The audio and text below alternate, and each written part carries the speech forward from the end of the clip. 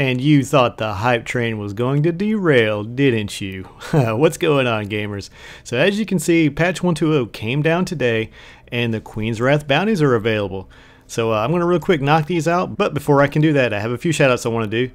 My shoutouts is how I try to show appreciation back to the community of gamers that has gotten me this far. So I want to give shoutouts to Pat Lee, Adolfo Madano, Crone L, Edward Prentice, and Palace of Hope. So guys, the first thing that you want to do is head down to the tower and just grab some bounties from Petra Venj. I tried to get a nice close-up to, see if I could see her little eye patch underneath that visor. Nah, I couldn't quite see it.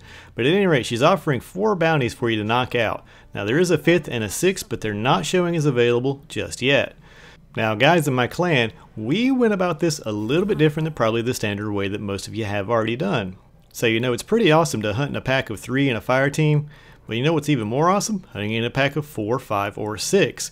Guys, let me tell you, there are bounties on Venus, so an easy trick to do is to start the Vault of Glass, but don't do the Vault of Glass. Just head over to the marked areas for the bounties and knock them out. Now the first one is over here by the Citadel. And in the middle of this crazy massive firefight, you can actually grab a couple of Scorch Cannons and even go and use those for practice. I personally loved the thing. I thought it was a blast to use, the cool charge up time. Once I figured out a few tricks, I started, timing them like landmines sort of. But the rhythm of it is you have 5 drop ships that come in and just drop off troops. Once you clear off all the troops, that's all there is to it. Now the enemies that you're fighting there are pretty tough, and there's a lot of stealth falling to deal with.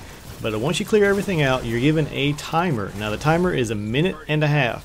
Now in that 1.5 minutes, you have to find the chest. If you don't, pretty much you're not really getting any rewards for it. Now I spotted this one over here on the left side, and we just barely got to it.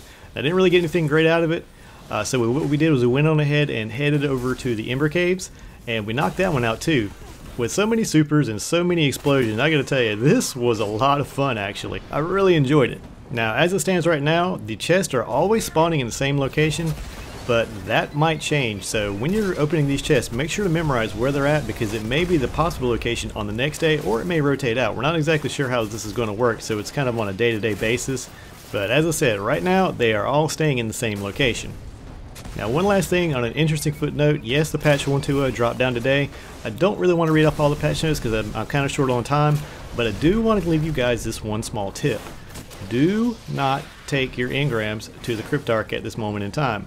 Right now, if you take him a legendary engram, there is a good chance that he may not decrypt it into anything, and it might just actually just disappear. This is some sort of coding error between the 1.2.0 patch and the 1.2.01 patch that's coming Tuesday.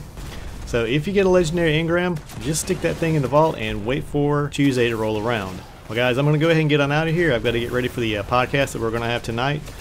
But if you like this type of content, just hit that like button, or leave a comment, or if you want to see more, just hit that subscribe button. But as always guys, have a good one.